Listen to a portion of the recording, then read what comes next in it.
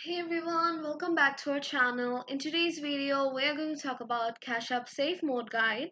Safe Mode is a security feature that helps you keep your Cash App account safe and unauthorized access and suspicious activity. When enabled, it adds an extra layer of protection to your transactions and login process.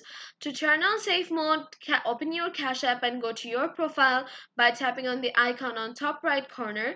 Next, scroll down and select Privacy and Security.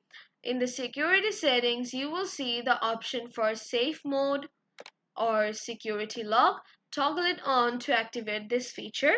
Once safe mode is enabled, Cash App will require you to verify your identity before making payments, sending money, or changing important account settings. This usually means entering your PIN or using biometric authentication like fingerprint or Face ID. Safe mode also monitors your account for unusual activity. If Cash App detects something suspicious, it may temporarily lock your account or request additional verification to keep your funds secure. Remember, enabling safe mode helps prevent unauthorized transactions, especially if your phone is lost or stolen. If you ever want to turn off safe mode, you can return the same security settings and toggle it off, but it's recommended to keep it on for maximum protection.